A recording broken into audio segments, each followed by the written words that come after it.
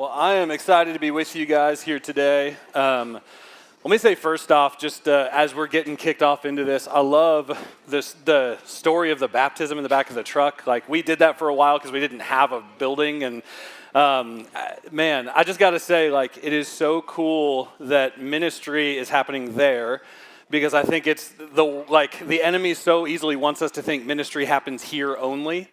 And that this is like where you come to see God move. And like, I think this is where you come to get poured into, to go out and see God move. And that didn't happen because Andrew's a great pastor. That happened because Andrew just loves Jesus. And I think every single one of us could be in that place. So yeah, again, my name is Yale. I'm excited to be with you guys here today. I'm the lead pastor of Living Faith Church in downtown, and we started 11 to 15 years ago. We started as a college ministry at IUPUI. Actually, Brian helped us out a ton. So we started as just college, like reaching these people, and then kind of turned into a church accidentally because God. And we have planted a church on the near west side of downtown in an area with the lowest income in the city. It actually has a lower income than 97.3% of the U.S. And then we planted on the east side in the Emerson Heights area, which is the area with the most theft and a lot of the drug charges that happen in the city. And our goal a couple years from now is to plant in the Riverside neighborhood, which has the most violence, the most shootings, and we're kind of shooting for the intersection where most of that happens. So we are doing the prayer ramp up of a couple years of seeing God till up the soil there. But man, I'm excited to be here. Antioch, Indy is kind of like a home away from home for us. So my wife Autumn is here on the front row, and Ben, our son, is here. Our girls went to the kids area because it's way better than listening to me. And then we have Matt and Greg here, two of our leaders at Living Faith. We're excited to have them here today too. Man, God has done just so many incredible things in our church, and we've been able to witness just so many unbelievable things. And one of those is a guy named Deshaun, who I brought last time. I don't know if you guys remember, I was here about a year ago. And got to tell some of Deshaun's story, and we had like a whole Oprah moment where at the end of it I was like, he's in the room, and you guys like did this like crazy standing ovation for like 3 minutes. And I'll tell you, like, God has done so much in his life, and I'll even say like that moment for him was a huge defining moment in his life of like, the church will stand with me through all this stuff. And Deshaun, so when he was here, I told you about his story of growing up in the inner city in one of the most broken messes I've ever heard of. And he came and gave his life to Jesus at a block party, or he went to a block party, and then a couple of weeks later gave his life to Jesus. And a couple of weeks after that, he ended up getting arrested for something he had done the day before he gave his life to Jesus, broke a guy's nose and ran away, and the cops came and he tried to share the gospel with them, and then he went to jail and shared the gospel with all them, and then he's just this brand new believer who was like Energizer Bunny, go, go, go. And when he was here, it was after he had gotten out on bail when the life group that he was in raised money to pay his bail. And welcome to the inner city. And between that and when he actually went to court. So after we were at Antioch, he went to court and he actually was convicted. He got 3 years of probation and 6 months of house arrest, which is really not that bad. But being at home for that 6 months, he said, was like the most refining part of his life.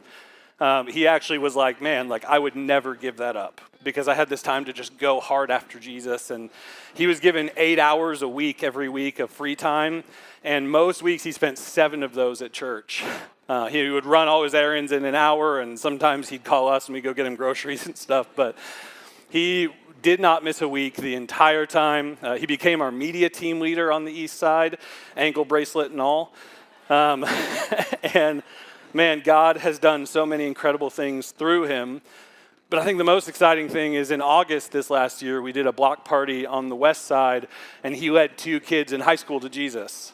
And it was just like smiling ear to ear, like God got to use me for this. And then 2 weeks later, he led his mom to Jesus and her fiance. So just crazy stuff, yeah.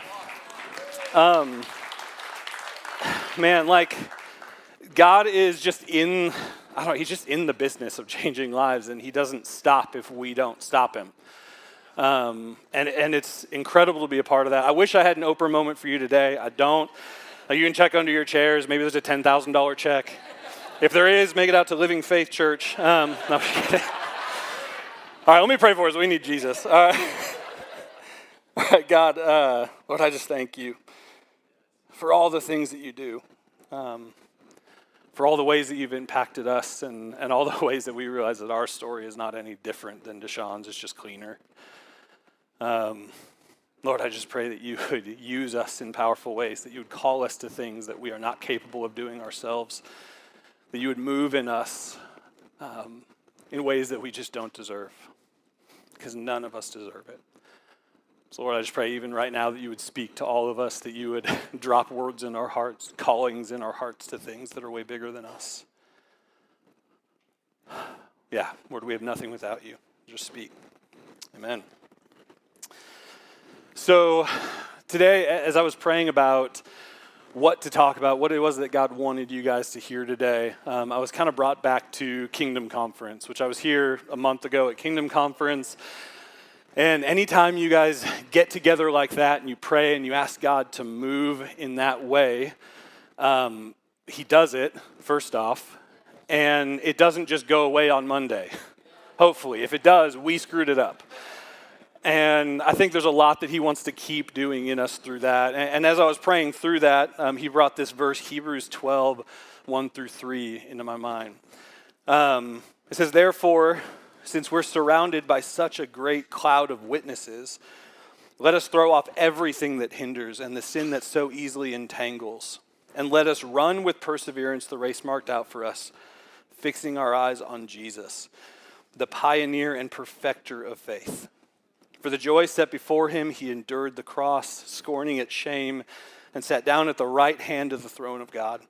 Consider him who endured such opposition from sinners, so that you will not grow weary and lose heart." So my goal for us today in this is that we leave here wanting to run with perseverance the race that God's marked out. And I think I would venture to guess that God spoke a lot of very specific things to a lot of you guys in this room. And I would also venture to guess that when you went to work the next day, it got a little less pertinent in your mind. So I want to just ask you guys to be vulnerable here for a minute, especially if you haven't spoken anything out loud that God spoke to you. Just shout it out and share with us. What did God call you to at Kingdom Conference?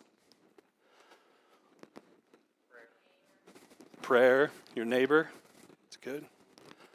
What else? The what?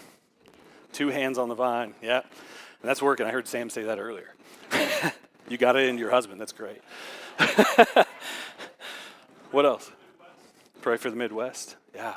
That's good. Pray for your school district. Yeah. What else? Make music. All right. Healing. All right. Praying for the nations. Good. Alpha. All right. Yeah. Awesome. I think there's a lot of things that God's doing that he's kind of pulling up in our hearts. And I would just encourage you guys, as God has spoken those things, please don't make that a weekend experience thing. Like, understand the weight of the calling of what he's called you to and what he wants to do in you and what he's inviting you into. Because when we do that, it's incredible what happens. And we have at our church so many unbelievable stories of things that God has done simply because he said, do this thing.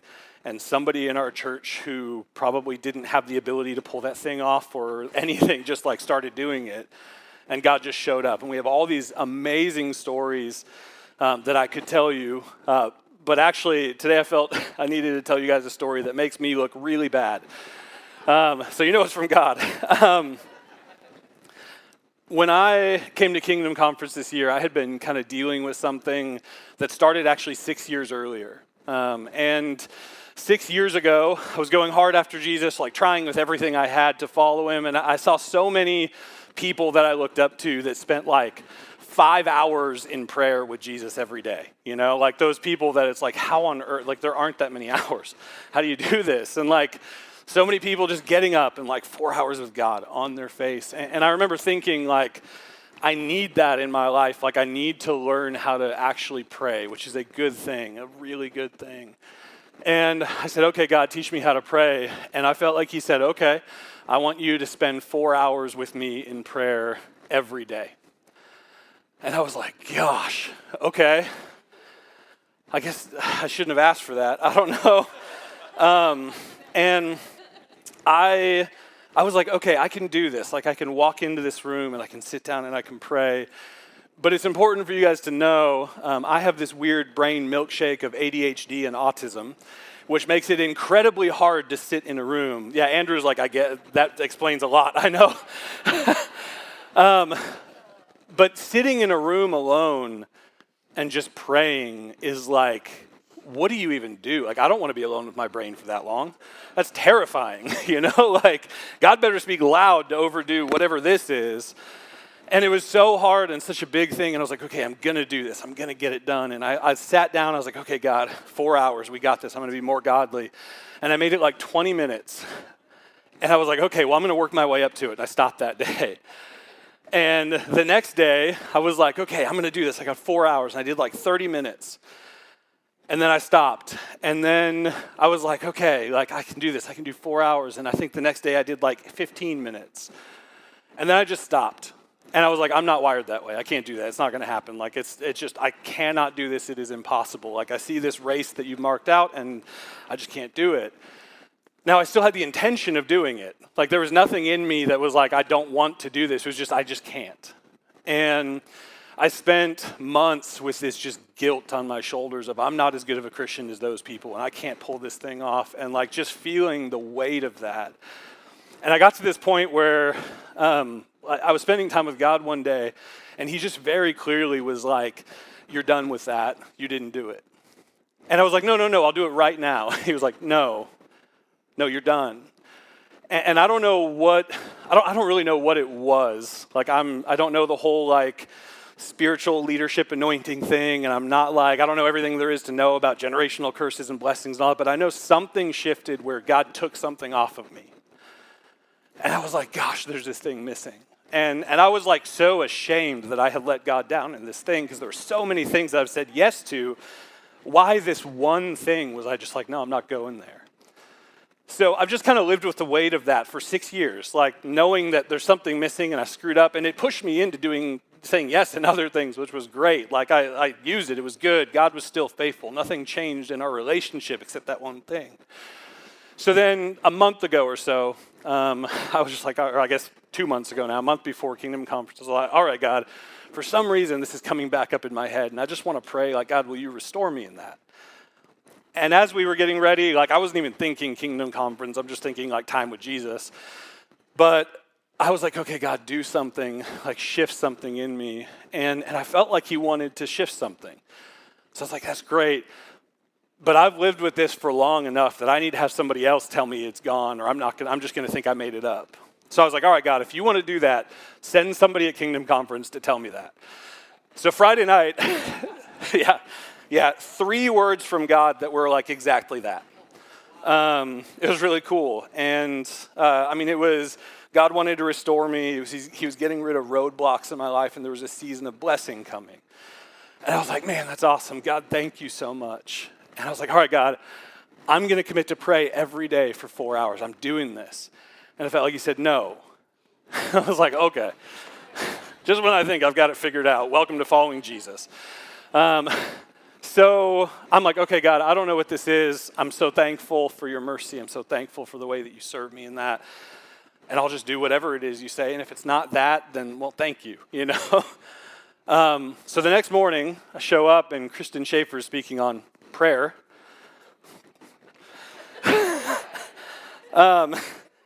So that was fun. And it was just so cool to hear her talk about Paul and Silas in prison in Acts 16. She was talking about these people that had gone through like just hell on earth. all this hardship and all this stuff, and we're just in this season of hardship.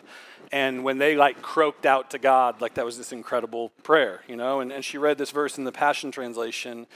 Paul and Silas, undaunted, prayed in the middle of the night and sang songs of praise to God while all the other prisoners listened to their worship. And she said, what actually makes God lean in is an authentic and honest heart reaching out and authentically and honestly to God. And then I started praying. I was like, God, like, what are you speaking here?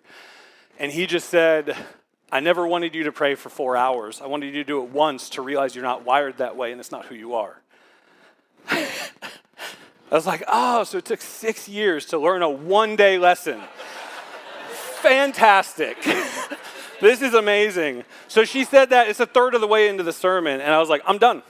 So I mean, I've been in church long enough. I went to the bathroom. But I legit just left. I hung out with John. Yeah, he didn't even know that that's why we hung out, and he was on safety that day. Good dude. But like legit, I was like, that's enough for me. That will take a month to process. I'll listen to the rest online later. And I left. And then at the end of the service, Jimmy was like, man, how great was it when she said that? And I was like, I don't know. I left. And he did not know what to do with that. And it was great. But seriously, like it took me 6 years to learn a one-day lesson because I didn't run the race with perseverance for 35 minutes. You know? Like, and there's a bunch of things that I've done for 15 years that I ran with perseverance, but this one thing, I was like, God, I can't trust you in that. And like, what if I would have done it? It would have been literally an afternoon of being uncomfortable. I didn't know what God had even marked out. I didn't know what the race even looked like. All I was called to do was to run with perseverance. So let me ask you again. Now, if anyone else is emboldened to share anything else, what did God speak to you at Kingdom Conference? Who was afraid to talk the first time around? Yeah. Not to give up. It's good. Yeah, that's good. Out of the prayer closet, into the battlefield. I love it. What else? He's healing you? Yeah, it's good. What else? Yeah, actually talking to him. Just start moving. It's good. Partner with him. All right. Make sure you get his number. Start a men's Bible study. It's good. Man, what if we took those things that he gave us and we did them? Look, how godly is that, right? like what if when we came before him and got on our faces and asked God to move and he did, and he told us something that we did it? That's literally all there is to this. Because there's so many times in Scripture, like Matthew 11:29, it says, take my yoke upon you and learn from me, for I am gentle and humble in heart, and you will find rest for your souls. So when we join him in that, we find rest somehow. How's that work?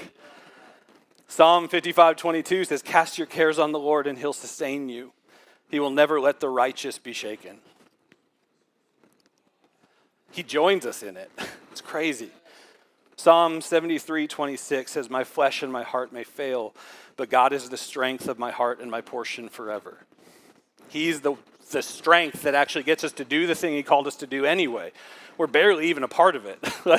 We're taking a step is all it is, right? 1 Peter 5:7, cast all your anxiety on him because he cares for you. So when we join God in this stuff, somehow it's restful, we're sustained, he's our strength, he cares for anxiety. How? How does that work? And all he's asking us to do really is run with perseverance the race marked out. We don't even have to mark out the race. We just start going. We just start walking. That's it. And then we just don't stop when it gets hard. So my question for us today then is like, that sounds great. And if we stopped right there, then great. Like we have a motivational speech. But God gives us scripture that actually tells us how to do it. And that scripture that we just read, I kind of see is broken into these three parts that tell us what this should look like.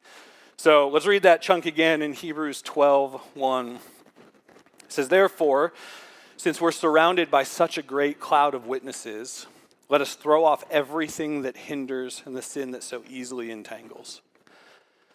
So guys, the race that we're called to run, we're not called to do alone. Like he starts with, because we're surrounded by such a great cloud of witnesses. Because we had people like Jimmy Seibert and Kristen Schaefer and Joe Ewan and Trey Green. I was like, how did I forget Trey's last name? I've never called him by his full name. Like, because we're surrounded by these people, it's like, we can do this. And do me a favor and like look around, like just look all the way around the room. Like take an awkwardly long amount of time to stare at your neighbor. You are surrounded by a great cloud of witnesses right here in this room. People who are kingdom-changing people, not because they have the title pastor to their name, because they have the Jesus follower thing on them, right? And it changes everything. You have an incredible cloud of witnesses around you who are walking with you through this. We are called to walk this thing with them.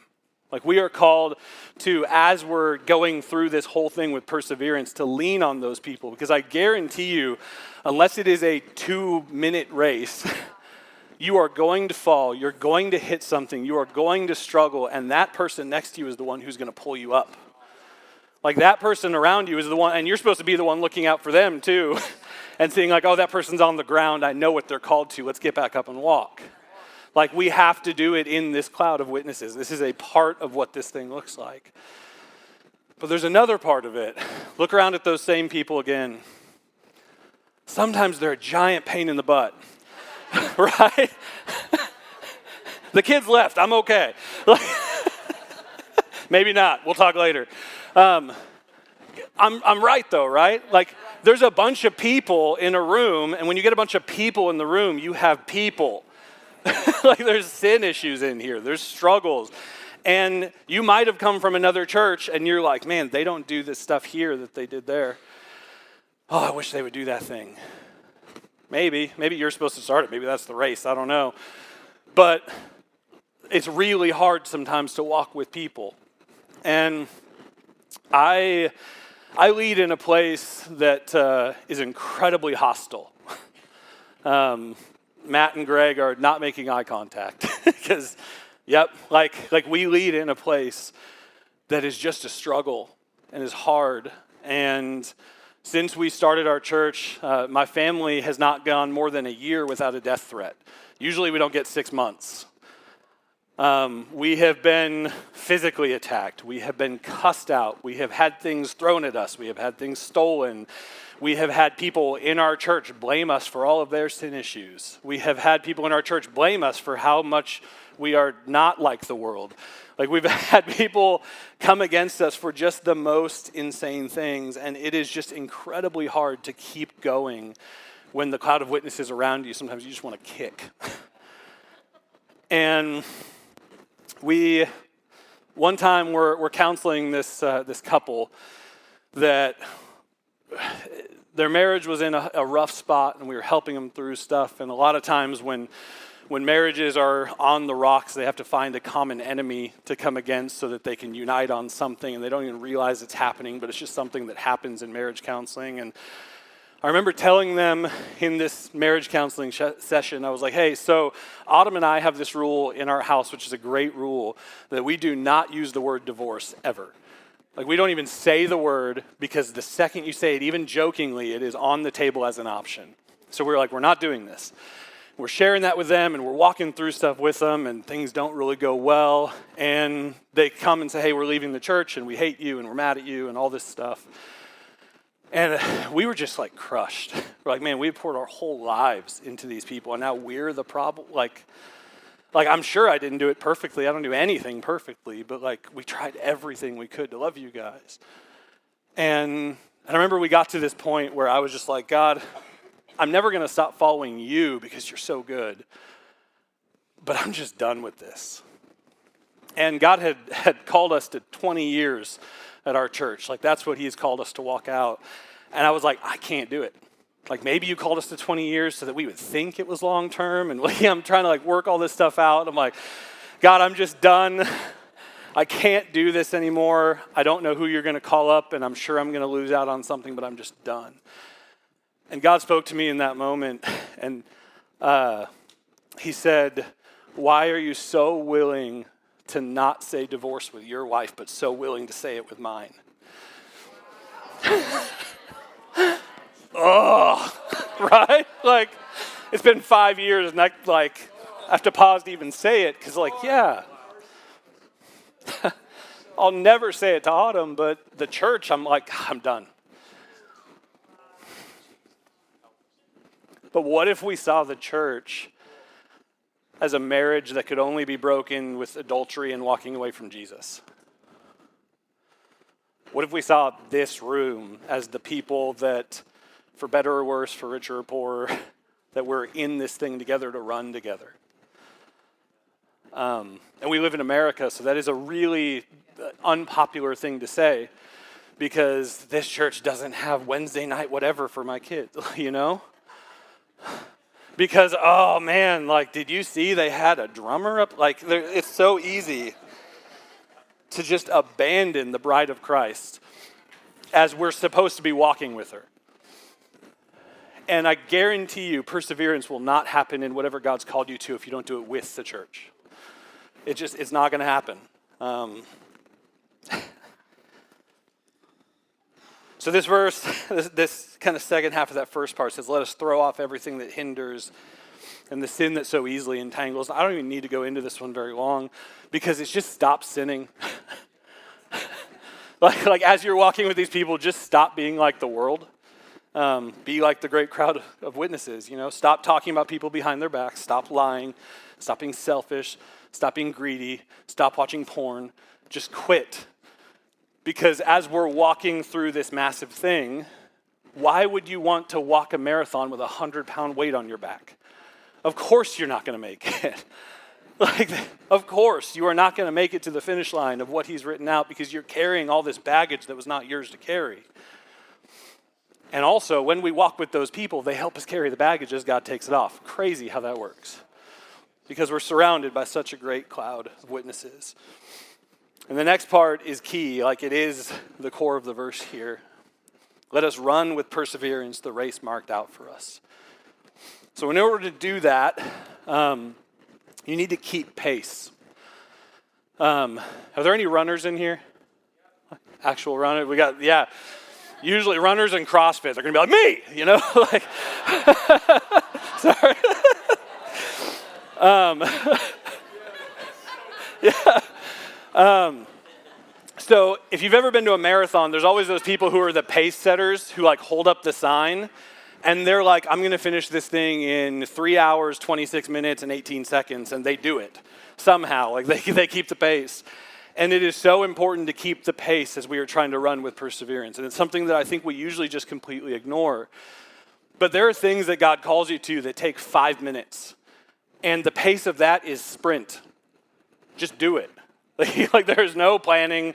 There's no prepping. Let's talk to this guy in an elevator. If you plan at all, it's done. You know, like you didn't do the thing. So if it is a sprint, treat it like a sprint. You know, give this person this word of knowledge, just do it. Some things can take a year, you know. I heard a lot of people saying prayer, like God called me to prayer. If he's calling you to a year of prayer, set it up so you can do a year of prayer. You know, whatever it is that you're praying for, plan it out, do the thing, keep the pace that is doable, right? I find that most things he calls us to take just a season, you know, like a chunk of your life of start this ministry, start this company, invest in this thing that I've called you to. And to do that, it takes a lot of perseverance, a lot of pressure on you to do the thing. So like pace it in a way that's going to get you there. Sit down with somebody from church and ask for accountability, but I mean more than that, ask for help to draw it out, you know? especially if you're like me and you're like, I could do that in a weekend. You know, you can't. Sit down with somebody who's type A who can write it on a piece of paper. I know, it's crazy. But pace it out. And I think there's some things that just take a lifetime. You know, that God has called you to this for a lifetime, like commit your life to the oppressed and the enslaved. And I felt like God gave me that as a word for somebody here today. So I don't know who that is, but commit your life to the oppressed and the enslaved. So regardless of what your calling is, and I'm not even talking about life calling, just like what he spoke a month ago. Regardless of what he spoke to you, what he put on your heart, what he did in you, we're called to perseverance.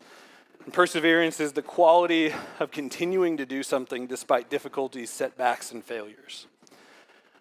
Like, are we going to keep doing it? And if he called you to a sprint, just pull off the Band-Aid and do it. If he called you to a lifelong marathon or a super marathon or whatever, then figure it out. Like figure out what you need to do to set the pace and keep the pace.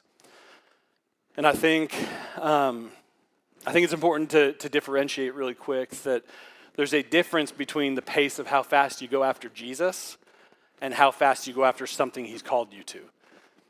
The pace of going after Jesus is just full blast, just full tilt, everything you've got. The pace of doing the thing he's called you to takes wisdom to know what that looks like. Even just to illustrate that here for a second, I work out with my brother twice a week, and it's more discipleship than it is anything else, just getting to talk through life and things going on and all that. And I have asthma, so I can't run, but he runs, so we always get next to each other on a treadmill, and I just do a quick walk, and he does the running thing. And on the treadmill, you hit the little stop button, you know? And I, because I'm ADHD, was like, if I tap it a bunch of times, it'll stop quicker. And my brother was like, that's the most ridiculous thing I've ever heard. And I'm like, no, like, let's try it. So you're running, and I kept hitting it, and he hit it once, and mine stopped in like half the amount of time. And I thought I was so smart until I realized it was because I was going half the speed. So, friction. So it stopped, but like I feel like that's such a view of like what our relationship with Jesus is. If we are running full tilt, it takes way longer to slow down to a stop. But if we're just like jogging and we're trying to go at our own pace, we will fall away. So follow Jesus, full tilt, full strength. The pace is just don't die, shy of that. But if he calls you to something, work on a pace that gets you there. The last part here, it's fixing our eyes on Jesus, the pioneer and perfecter of faith. For the joy set before him, he endured the cross, scorning its shame, and sat down at the right hand of the throne of God. Consider him who endured such opposition from sinners, so that you will not grow weary and lose heart. I think in that, there's just this picture of like, forgetting why we're doing what we're doing. And we kind of go on a tangent here, right? Where it's like, oh, this is who Jesus is. Like, but it's not a tangent. It's because this is who Jesus is. That's why it's worth keeping our eyes on the prize, keeping our eyes on the finish line, and making sure that we're going after this thing. And Autumn and I and our team is getting prepped for our version of Kingdom Conference this weekend, actually. We call it the Realign Conference, Friday through Sunday, or Saturday mostly. And actually, Jimmy and Laura Seibert are our speakers, so shameless plug, realignconference.com if you want to come. We're a poor church, so you got to pay to come, but we'd love to have you if you want to come. That's the only way we can fly them out here. But we are prepping and asking God, like, what do we do to, like, see you move in massive ways in these people? Like, God, will you please speak massive things to everyone who's coming? Will you send them to things that are way beyond what they're capable of? That's what we've been praying. And it's good. We shouldn't not pray that. But I also wonder, like, at what point when we show up to a conference like this and we say, God, speak some massive direction, drop something in my lap that is life-altering and life-shaking, I wonder at what point he goes, you've said that 5 times before and I gave them to you and you didn't do them. Like, at what point does he lose patience for giving us the next thing?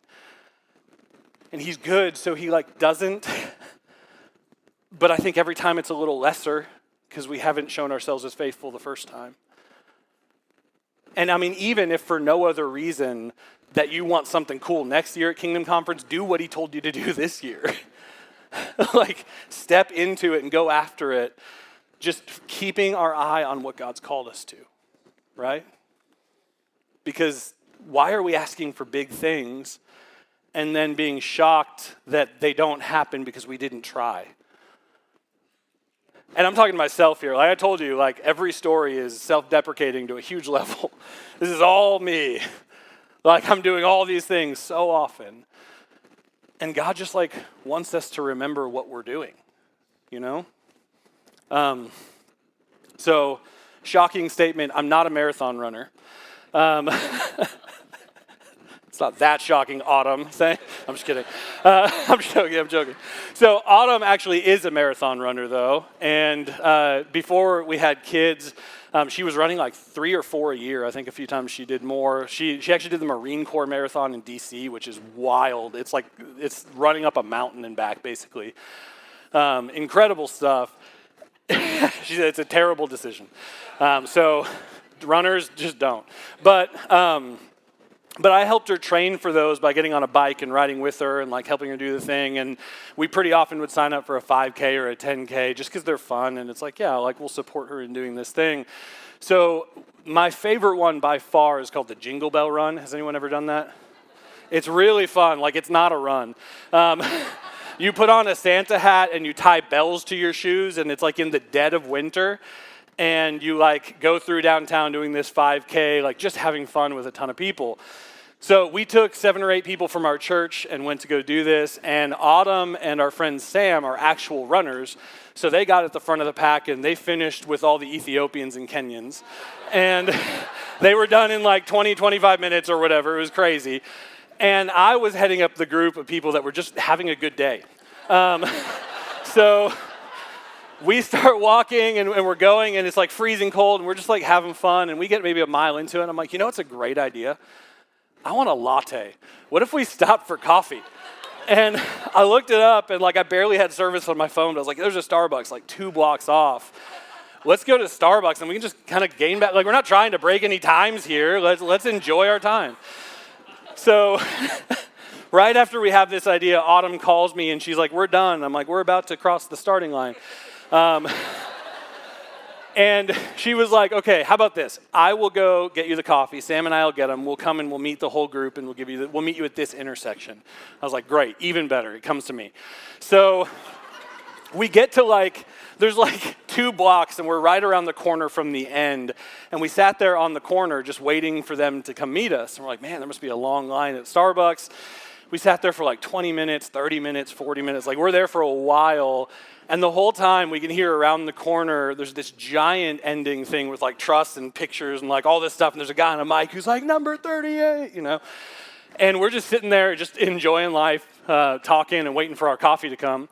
And we have no service, so we can't call Autumn and she couldn't call us. But she comes around the corner. She's like, guys, I'm so sorry. I said the wrong intersection. We were just on the other side of that building for the last half hour. Okay, great. So she hands out the coffees. And I swear to you, this is a real story. As we're doing that and passing out coffees, we hear this click behind us in the street. And we're like, what is that? And we turn around and there is a one-legged woman on crutches that goes, you're last, suckers! I swear it happened, I promise you. So then we're hit with this incredible conundrum of, do you lose to the one-legged woman because you stopped to get coffee, or do you run to beat the one-legged woman at the last second? There is no winning. So we set a pace, and we stayed right behind her and just casually passed her at the last second. I'm not proud, but I would do it again. So we crossed the finish line, and the guy on the mic is just ragging us. He's like, did you guys really stop for coffee? Are you kidding me? And they're trying to put all the DJ equipment away. They're just mad that they're still there in the cold. And we get to the end. So if I were to do that again, would I stop for coffee? Absolutely, because it was really fun. But you get the point. Sometimes when we're doing these races that God has called us to, we just get completely sidetracked. And we think we're on the path still, and we think we're going forward. We're like, I'm doing a race. And everyone around you is like, no, you're not. You're standing drinking coffee. Like, well, I intend to be in a race. I have a number. But like what if we remembered that we were in the race? Again, I would do it the exact same way again. It's hilarious. But in life, guys, like, how many times has God called us to something and we just forgot? We just got so wrapped up in the thing, and it might even be a good thing. You know, God might have called you to start a men's Bible study, but Andrew's like, hey, can you sweep the parking lot? And you're like, yep, too busy to do the men's parking lot. No, that's not what I'm saying. Men's Bible study, you know, like, it's so easy to get caught up even in a thing that everyone would be like, that is godly and that is good. But if it's not the thing that God called you to, what are you doing? Because, like, what if we trusted him to put us in places and not ourselves? It's amazing what would shift if we did that. So again, I'm not going to have you yell out this time, but what did God call you to at Kingdom Conference? What is that thing that he whispered that you're too afraid to even tell your wife? What is that thing that he dropped in your heart when you were asking for it and you're like, well, I didn't say that. That's not what I meant. What if we did those things, guys? Because I think we could have a person in this room living under every one of those flags across the world. If we just did the little things he told us to do, he'd give us big things. If we just learned how to run with perseverance. If we just learned how to actually, like, start running and keep running, and then decide not to divorce his bride, and decide to set a pace that's actually going to get us there, and then we actually focus on Jesus and go the direction he's calling us to, all of the things that we want to see in the church would happen. All of them. And there's so many issues around the world that, like, my heart breaks for. Like, all 3 of our kids were adopted out of foster care. That's an incredible story for another time. But do you know there's roughly the same amount of churches in the country that there are foster kids in the country? It's messed up. Like, why is there foster care? Why is that even a thing? And you know there are more slaves today than ever before in human history? Why is that a thing? And you know there are broken people across the street at Costco who've never heard the gospel? Why is that a thing? God's not telling us to go share the gospel with every person who's ever come in and out of Costco. Maybe, if he told you that, set the pace. But regardless, if God has called you to something, do it. Take the step and do it. Just the one step, get it going. Honestly, there are so many stories that I have of God showing up, like I said, in incredible ways and doing things through me, which, if you know me, that's a joke. Like, and he does things through people in our church that I'm like, that guy, God, you are good, you know? If you just take a step, you're that person. And if you don't, it stops with you and it's done. And you better believe that God is going to pull that off your plate and give it to someone else. So as you guys for a year or two now have been praying this include me prayer, you actually have to take the step into being included, not just ask him to do it. And as you have heard, that's a lesson I've learned the hard way. Don't take 6 years to learn a one-day lesson. Don't take 50 years to learn a one-year lesson. And I really believe that there are people in this room who God spoke massive things to at Kingdom Conference, and you're terrified. Take a step. Don't run the whole thing, just take a step. And I think there are people here that God spoke stuff to you 10 years ago, and it's weighing on you because you've never done it. He's not calling you to do the whole thing right now. It's just take a step.